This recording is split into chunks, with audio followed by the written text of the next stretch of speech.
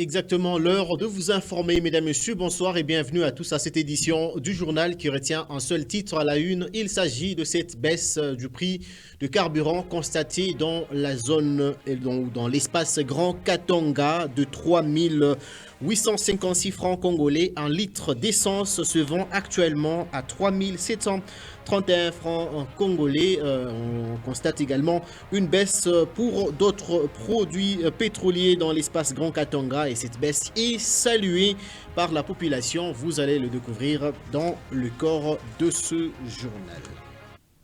Encore une fois, bonsoir et merci. Souvenez de nous rejoindre. Je l'ai annoncé au sommaire, dans l'espace Grand Katanga, il s'observe depuis un temps une baisse du prix de carburant. Actuellement, dans les stations-service, un litre d'essence se vend à 3731 francs congolais contre 3856 francs auparavant. Et celui du gazole se négocie désormais à 3883 francs congolais, alors que jadis c'était 3923 francs. Cela fait suite à la nouvelle tarification mise en place par le ministère de l'économie nationale. À Lubumbashi, comme partout dans l'espace Grand Katanga, les prix des carburants ont été revus à la baisse. Des 3856 francs congolais, un litre d'essence se vend actuellement à 3731 francs dans les stations-service. Celui du gasoil se négocie désormais à 3880 francs congolais contre 3920 francs jadis. C'est la retombée du passage du comité élargi des suivis des prix des produits pétroliers dépêché par les vice-premiers ministres, ministre de l'économie nationale, Daniel Mokoko Samba. La nouvelle grille tarifaire publiée le 28 juillet 2025 est déjà mise en application à certains endroits de la ville qui préfèrent, peut-on constater. Cette fois-ci, on a équilibre. Ayende tena ayende mukupanda me inaanza kwenda kupaa mkushuka kama mtu anakuta equilibre na kwamba tunaona kwa mambo makaransi sana, kila mtu na bei yake, mnaanza kuza saba Kadafi tellement kwa dérangement sana. Mais cette fois-ci tunaangalia hako carburant na shuka. Signalons que les nouvelles structures des prix des produits pétroliers pourraient avoir des retombées positives sur le quotidien des populations du Haut-Katanga et Lualaba particulièrement.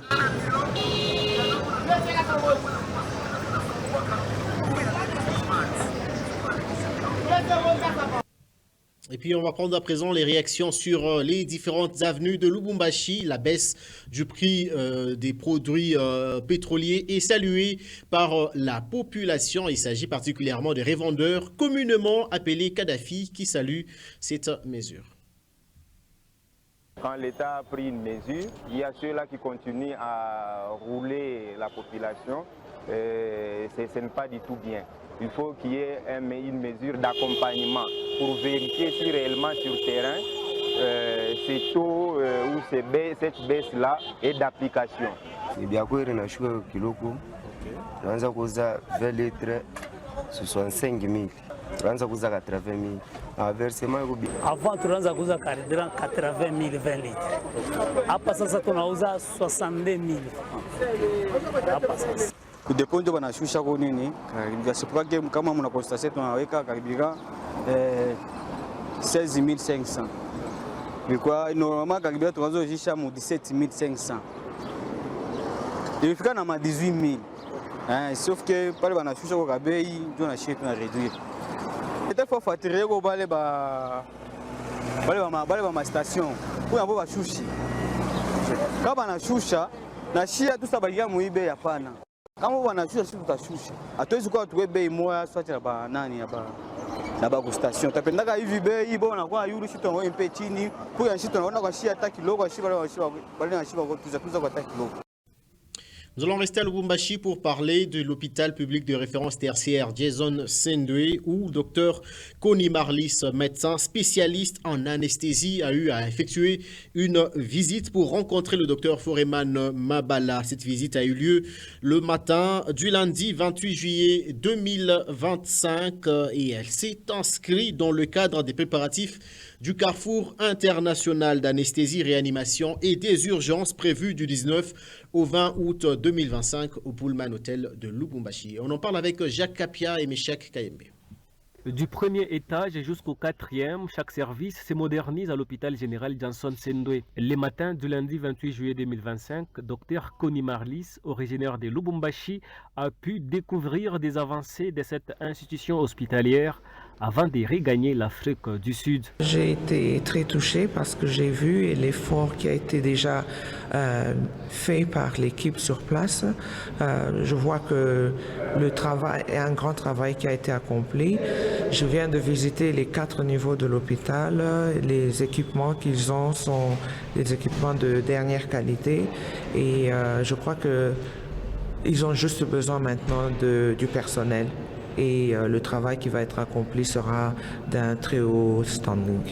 De la salle de réanimation aux soins intensifs, le docteur Munyogli a minutieusement inspecté chaque détail. Des explications précises lui ont été fournies par son homologue de Lubumbashi, le docteur Foreman Mabala. Ces constats s'inscrivent dans une démarche de modernisation visant à offrir des soins de qualité à la population. Très honoré de recevoir le docteur Connie Marlis dans cette structure sanitaire dont il est médecin directeur, Dr Foreman Mabala pense que cette visite est un signe d'ouverture vers de futures collaborations. Nous sommes très marqués de voir qu'une compatriote qui vit de façon aisée là où elle est pendant plus de 3 décennies, anesthésiste réanimateur de formation, mais qui aimait se veut d'apporter un plus à ses frères, que ce soit dans les milieux reculés ainsi qu'au centre-ville. Et son expertise s'avère être impérieuse pour nous donner un coup de pouce dans les efforts que nous avons déjà fournis. Sur ce, c'est pour nous une façon de dire merci aux autorités qui ont mis à notre disposition ces bâtiments, les chefs de l'État, le ministre national de la Santé, pour permettre à ce que nos frères et sœurs qui viendront de la diaspora puissent se sentir à l'aise. Ce que nous nous sommes dit lors de nos différentes réunions en aparté, c'est que c'est cette volonté d'apporter un plus pour la prise en charge et surtout l'amélioration de la qualité de vie de nos frères. Donc nous sommes très touchés par la visite du docteur Munyogli et nous aimerions vraiment que ces partenariats continuent le plus longtemps possible, surtout pour le bien de notre communauté. Et à tous les Louchois et Louchoises, sa venue c'était pour une dernière touche, pour une certification aussi pour nous. Et je crois que d'ici le 1er août, tout le monde peut bénéficier de cette ouverture grâce à l'expertise congolaise que l'on va mettre à la disposition de notre pays. Le passage à Sendwe du docteur Munyogli est une nouvelle page d'histoire qui s'inscrit pour des relations approfondies entre les deux institutions et surtout dans les domaines d'anesthésie, réanimation par les renforcements en capacité de training et workshop. Il établit en outre des bases solides en vue du Siarou qui est un carrefour international d'anesthésie, réanimation et des urgences qui aura lieu du 19 au 20 août 2025 au Pullman Grand Caravia. Ainsi, Dr Connie souhaite promouvoir l'évolution de la médecine en RDC à l'international. L'objectif de cette visite, c'était que je puisse aussi m'enquérir du travail qui a été accompli, dont j'ai eu à entendre avant de venir ici. J'ai vu maintenant de mes propres yeux et avec ça, je vais pouvoir aussi prendre un message que je vais amener à mes collègues à l'étranger pour leur dire que chez nous, à Lubumbashi, nous avons déjà commencé à faire un très grand pas en ce qui concerne la modernisation de nos hôpitaux. Et cet hôpital est un exemple. L'hôpital général Johnson Sendwe se prépare donc à une nouvelle ère des soins médicaux. Cette structure sanitaire voudrait bien reprendre place à l'international car certains pays africains s'y référaient pour avoir des soins de qualité.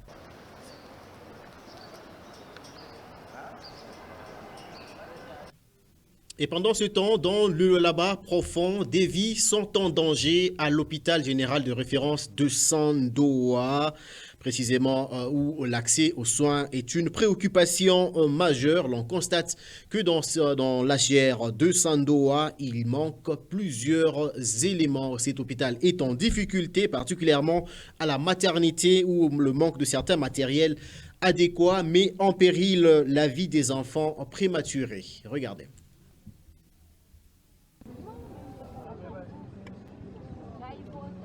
L'une des difficultés majeures rencontrées à Sandoa, c'est la prise en charge des enfants prématurés. L'hôpital général de référence de cette contrée ne dispose que d'une couveuse qui malheureusement est en panne depuis quelques années. D'après le docteur Gaspard Mwambou, médecin directeur, le personnel soignant recourt à la méthode de la bouillotte, qui veut dire entourer l'enfant des bidons remplis d'eau chaude. C'est difficile d'élever les enfants prématurés. Il nous faut beaucoup trop de moyens, la braise, on met de l'eau dans un bidon, on va mettre des part et d'autre de l'enfant pour qu'il y ait quand même une bonne chaleur. Ça veut dire à l'HGR, nous manquons une couveuse manifestement.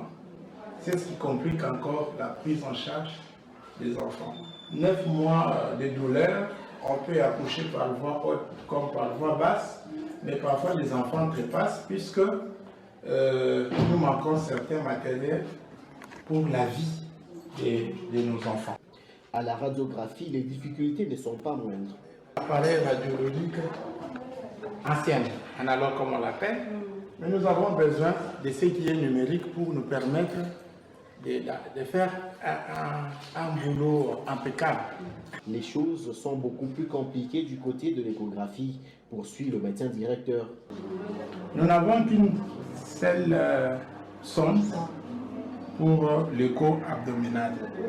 Nous avons besoin des autres sondes pour faire par exemple l'écho Doppler. L'écho Doppler nous aide à voir le cœur, le vaisseau, comment ça fonctionne.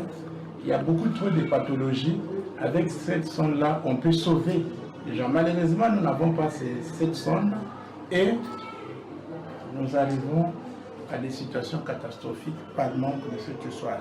À cette difficulté s'ajoute l'absence de la clôture pour sécuriser les malades. À Sandoa, l'hôpital général de référence connaît une forte fréquentation des malades mentaux et divers animaux en divagation, ce qui constitue un danger d'après le médecin directeur. Les gens entrent par ça et là, et il y a même des accidents de motards qui se produisent ici à l'hôpital. On a failli connaître beaucoup trop de malades ici à l'hôpital, d'où la nécessité de la clôture. Nous avons jugé bon de démarrer sans moyens, mais nous croyons qu'il y en aura quand même.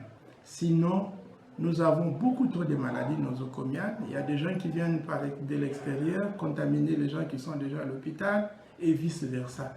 Les bêtes qui circulent et même des fous. C'est devenu un logis de fous ici. On en a 3. Les cochons, je voulais dire, les chèvres, les moutons et même les chiens errants. Il y a beaucoup trop de chiens ici et parfois, une fois, il y a un chien qui a mordu un de nos malades ici. Vous voyez, et tout ça, nous pouvons mettre fin à tous ces désordres-là juste avec la présence de la clôture. Nous demandons également aux bienfaiteurs de pouvoir nous aider à la réalisation de cette œuvre.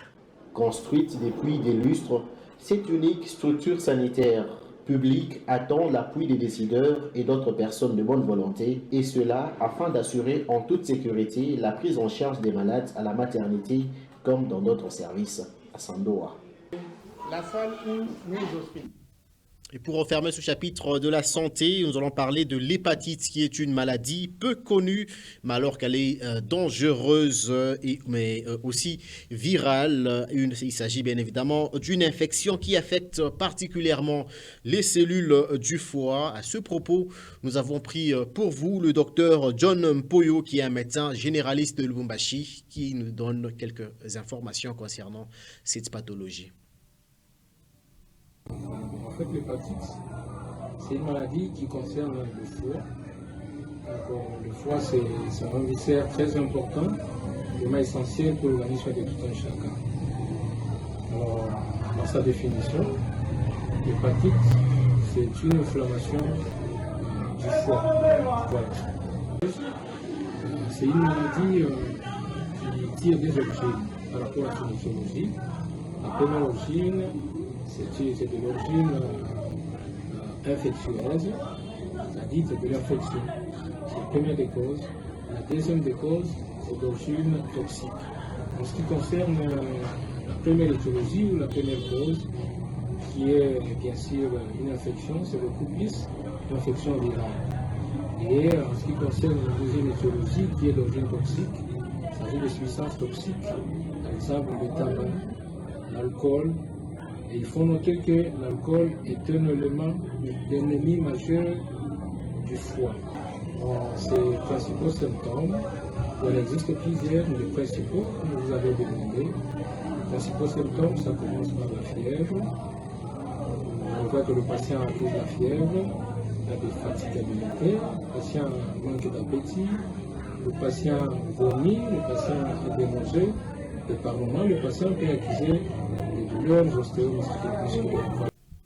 Pour terminer, nous allons parler de l'actualité sportive en prévision du démarrage du championnat africain des nations CHAN.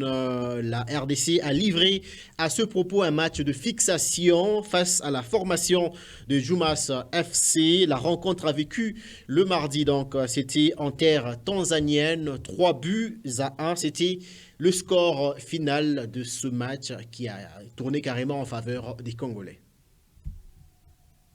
Avec élégance, les léopards à prime de la République démocratique du Congo ont enregistré une victoire en match amical face à la formation soudanaise de Djouma FC.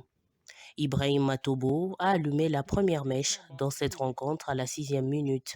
Mais les Soudanais vont rattraper le score grâce à Sheban, ça fait un but partout. Les hommes de Otis Ngoma ne vont pas baisser les bras et vont reprendre l'avantage dans ce match par l'entremise de Kazema et Orso Mwaku, 3-1 à l'arrivée. Une victoire qui entre dans le cadre des préparatifs du championnat africain des nations et qui débute le 2 août 2025 dans 3 pays distincts, dont la Tanzanie, l'Ouganda et le Kenya.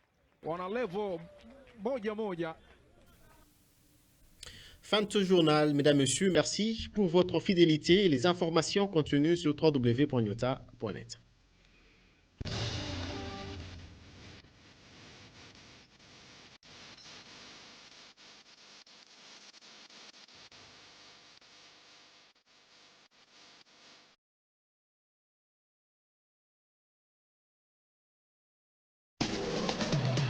Programmation musicale, voice track, gestion publicitaire. Nyota FM. Et un support technique, c'est sur Nyota.